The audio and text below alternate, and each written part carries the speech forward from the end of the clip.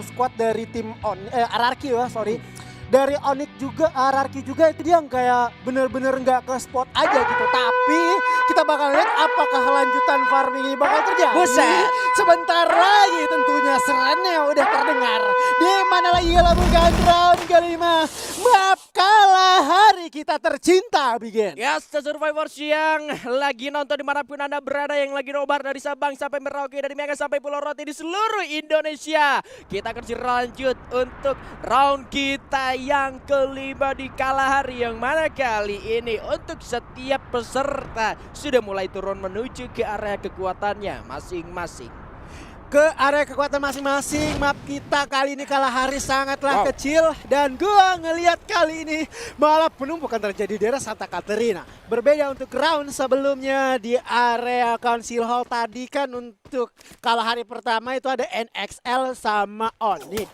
Kali ini NXL-nya malah menyingkir dan gak mau turun ke area tersebut, ngalah sedikit ke area confinement. Tapi beda malah POV dari area Santa Caterina, di mana satu korban udah diamankan oleh Madura Prime. Yes, satu kill berhasil diamankan oleh tim Madura Prime Esports terhadap salah satu player dari tim RRQ Hide, seharusnya yaitu tadi ada Du yang harus sudah tercek di arah Santa Caterina. Kali ini Surata bakal lanjut dan yang coba dilepaskan ke arah dalam dari Chrono Cry menjadi korban selanjutnya. Bahkan kali ini abainya pun yang bukan Abax harus ditumbangkan, menyisakan Kasih juga harus tersakiti di sana, Azure. Sangat sakit lagi Bigan, tetapi lebih sakit ketika aku kira aku dianggap serius, ternyata hanyalah pelampiasan. Ya ampun, malam minggu. Tapi lagi-lagi RRQ dia harus tumbang di posisi ke-12. Tapi kali ini ada di tangan daripada Madura Prime Esports, dan pemilihan drop zone yang rupanya masih belum aman dari RRQ Hide ini hanya menyisakan satu round lagi kesempatan untuk mereka bertanding di malam hari ini. Satu round tersisa, poin yang dia dapatkan juga untuk malam hari ini di round yang kelima sangatlah kecil. Dan juga di sisi lain sudah terlihat, oh my god, First Rider sang elang kita berhasil menumbangkan satu manpower dari Macan Putih MR05 yang terlampau jauh. Aku kira bakalan diemotin, tetapi langsung di ending. Tidak ada kontroversi pada malam hari ini. Semuanya bermain leluasa dan tanpa ada taunting. Gua kalau ngomongin taunting keinget kata Bang Mane. Apa tuh? 3T. 3T. 7 taunting tusun. Oh my god. Tapi Bigan, Apa? sempat kan tadi kita asik ngebahas RRQ sama Madura Prime. Di sisi lain juga tadi tuh ada 3 orang dari Bigetron Shirosugo yang udah ke pick off sama tim dari The Pillars OP. Ini artinya The Pillars OP udah dapatin 3 poin tambahan eliminasi, walaupun si Chelsea-nya udah keculik. Not bad, karena mereka juga udah berhasil ngamanin di area Stonebridge. Di area sana juga resource jetnya cukuplah banyak.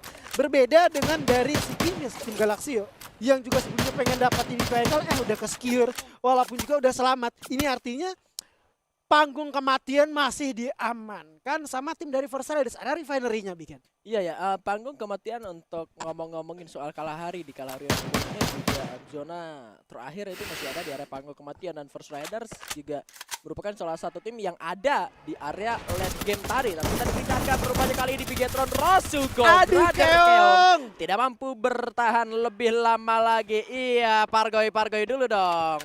Aduh. Teriak-teriak mulu Bang. Pargoy ngapa Bang? Santai Bang.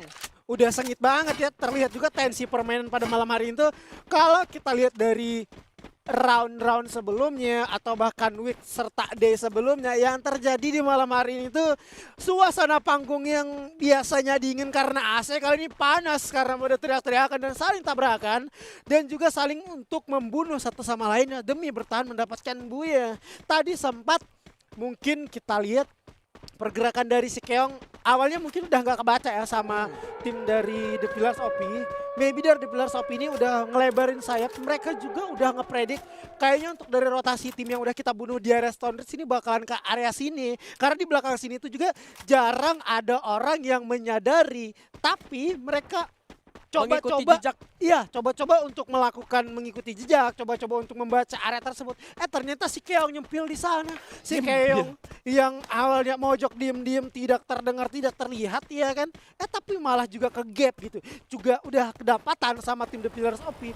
The Pillars OP udah memasukkan roosters yang menurut gue ini cukuplah beringas dan bakalan mengembalikan gelar mereka, yaitu preman. Tidak ragu, tidak ada keraguan, tidak ada ketakutan untuk menumbangkan satu orang di depan mereka. Bigetron menjadi tumbalnya dan kali ini rotasi cepat dilakukan sama teman-teman Onyx yang sebelumnya di area Konsilol udah ada di area Sirenes dan langsung mengamankan bukit.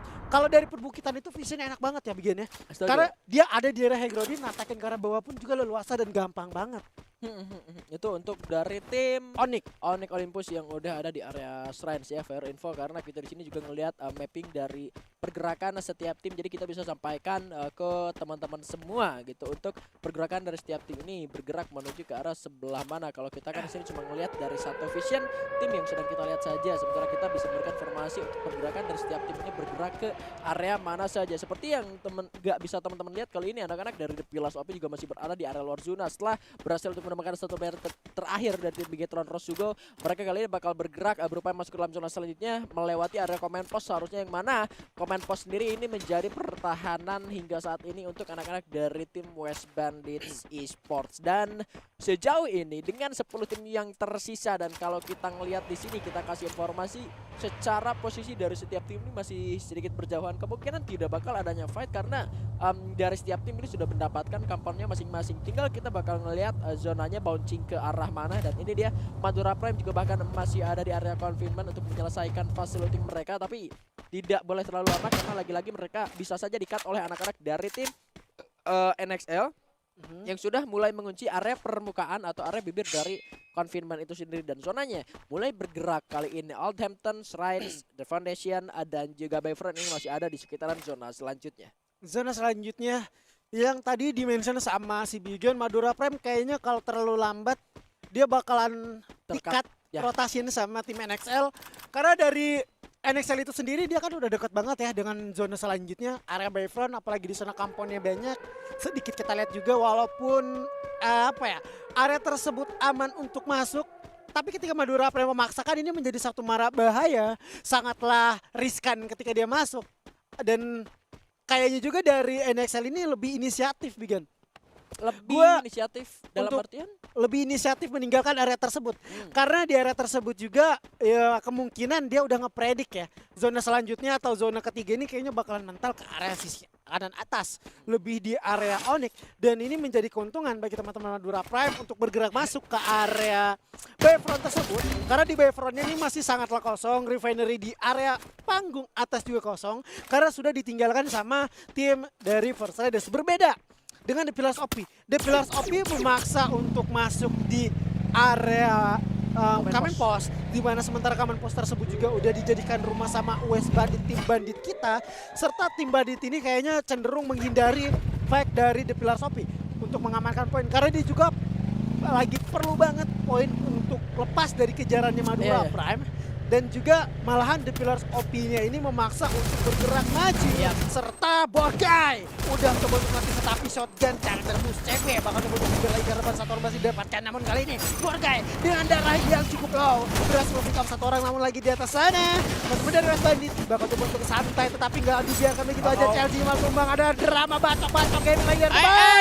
Rupanya dia Relaxing Boy sudah sebenarnya eliminasi, Alpha malahan tumbang, dan kali ini juga 2 melawan 2 yang bakal kita lihat terlampau adil peperangan, di mana kali juga Boy mencoba untuk menculik serta reviving dulu nggak sih, karena juga The Pillars Ian Triple C menjadi last man standing yang bakal bergerak lagi di depan sana, cukuplah aware karena 3 orang lawannya udah bakal dihidupkan kembali. Dua bakal dihidupkan tetapi granat bakal coba untuk dikokan, dilemparkan lagi ke depan, meledak tentunya, dia terkonek shotgun charger untuk masuk ke mobil charger lagi ke depan, sebelum merasakan damage yang ternyata terlalu pedih.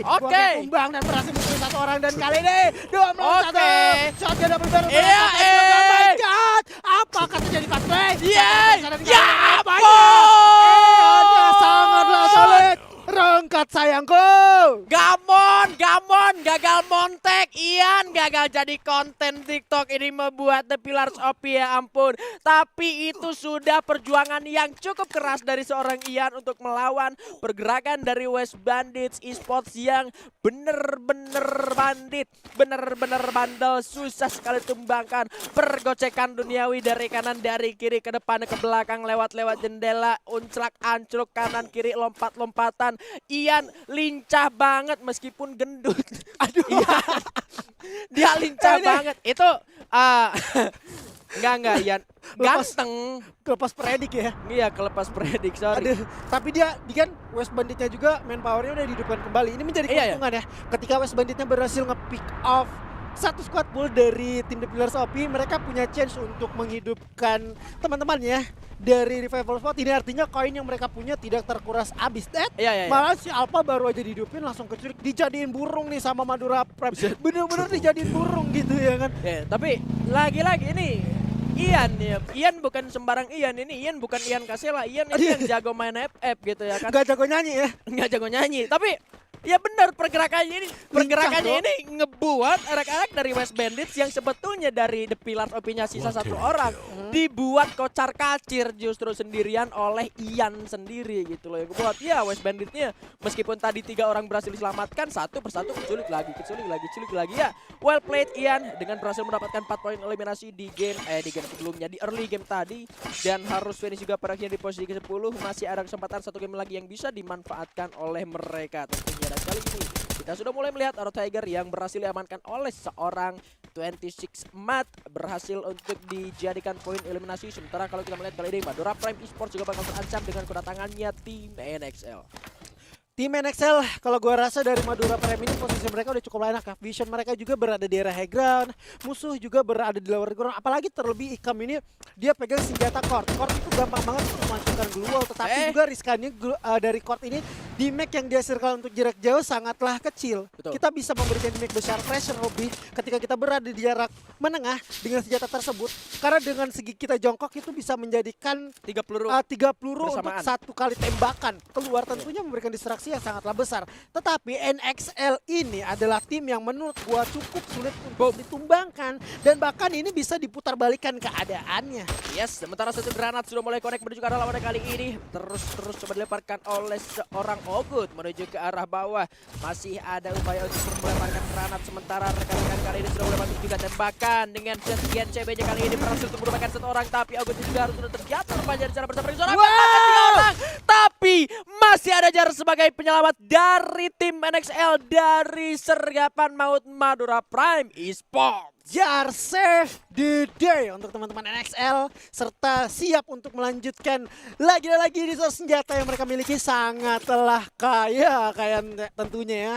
Teman-teman dari tim Madura Prime juga berhasil di pick off untuk area sampai ke late game kali ini sulit banget. Bahkan tadi gue sempat notice kayaknya dari Madura Prime lebih leluasa untuk natakin kepada teman-teman NXL, karena secara vision mereka lebih unggul, berada di atas. Hanya saja mereka Madura Prime itu dikalahkan dari segi jumlah. Manpower mereka cukuplah kurang. Setup dari NXL juga benar-benar mantap dengan Oguts yang berada di atas. Tentunya ini menjadi satu informan bagi teman-teman NXL, di mana pergerakan Madura Prime udah kebaca. Granat dan flash freeze yang dilemparkan serta tembakan dari Charger Boost udah berhasil mendistract, seenggaknya memberikan hit yang cukup parah ke arah Madura Prime dan memberikan peluang penuh, memberikan kesempatan bagi teman-temannya. 1 kali tembak, 1 kali hit langsung berhasil pick off, walaupun sebelumnya 3 orang udah berhasil terjatuh. Di sisi lain juga peperangan terjadi. Yes, First Riders kali ini dari area RP-nya ini harus bergegas masuk ke dalam zona selanjutnya. Souza ditinggalkan oleh 1 orang rekan yang sudah mulai menggunakan vehicle untuk masuk ke dalam zona selanjutnya. Sementara Ogut lagi-lagi ditumpangkan di arah yang lain. Elgia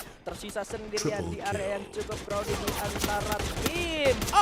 Ses Alphaing dan juga Onyx Olympus. Ada NXL yang pada ini memang posisi ke-8 setelah mereka berhasil menumbangkan Madura Prime Esports. Satu kali di fight tidak bakal terjadi, tidak bisa dihindari antara Ses Alphaing dan juga Onyx Olympus. ada Gardo harus sudah tertumbangkan di arah depan sana. Granat dilemparkan oleh seorang Gedai, terancam juga Gedai tadi hampir saja karena low XP juga. Rupanya kali ini sudah kita melihat ada pilihan berhasil merupakan Riz, tapi Zixia juga terkena dari Ses Alpha Inc. Hanya 2 orang tersisa kali ini. Tayo di arah dalam mencoba untuk mengamankan dirinya, tapi 4 orang sebenarnya bakal langsung untuk melakukan rush ke arah dalam sana. Tayo terancam di arah dalam, malah ada Wiza berhasil tumbangkan dan pembacokan yang gagal rupanya dari tim Onyx Olympus. Dan kali ini zona macam apa lagi? Ada ke arah tim EVOS Divine, sementara Granat terus dikonekkan dari Souza juga kali ini harus ditumbangkan dari arah belakang karena ada Ses Alpha Inc. Kalau menembakkan.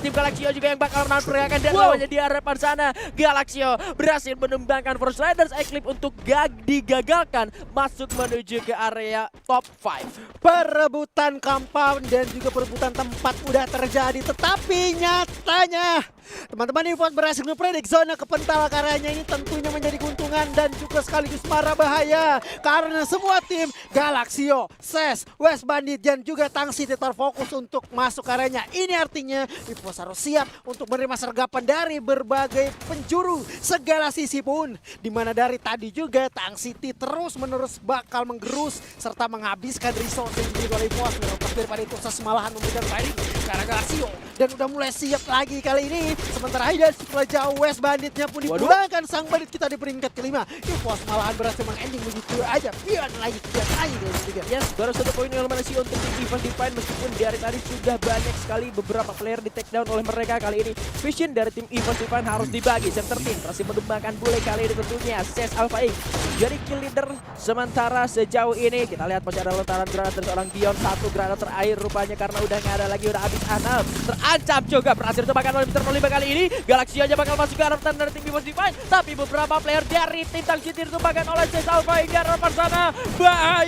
Bahaya, granat lagi dilemparkan, tapi masih ada sebuah krono yang digunakan untuk menghalangi ledakannya. Bule tumbang, ada bule juga tadi sempat mendapatkan 1 granat, tapi tim Galaxio harus tumbang di posisi keempat. Masih ada EVOS dan juga Ses Alpha Inc. kali ini bakal bergerak masuk, diporak-porandakan, bakal coba untuk dibuat acak-acak pertahanan dari tim EVOS Divine. Akankah kali ini kejayaan dari Ses Alpha Inc. kembali? Karena kali ini dari Ses Alpha Inc. di belakangan hari ini belum berhasil kembali untuk mendapatkan buyahnya dari minggu kemarin yang sudah mulai terlihat. Kali ini ada dominasi yang bakal coba dilakukan. Ini dia vision dari arah atas yang bisa kita lihat. Mr. 05 sudah menembak kalau seorang Gedai dengan pomasnya, bahkan ada tembakan barisan seorang Jojo yang menusuk menuju ke lubuk hati yang paling dalam dari seorang Mr. 05. Bergerak kembali, dia pun harus tumbangkan. Center team hanya setia di arah dalam. Pak keluar, sudah sangat-sangat sulit sekali kali ini Bocil mendapatkan killing dari sejauh ini. Harus keluar, tapi sudah disambut dan ini bakal sulit untuk seorang Abbas. Buya untuk Ses Alpha Inc. EVOS hasta la vista. Belum buyah, belum diingetin yang kukira keras terhadap kertas. Oh my god, Ses Alpha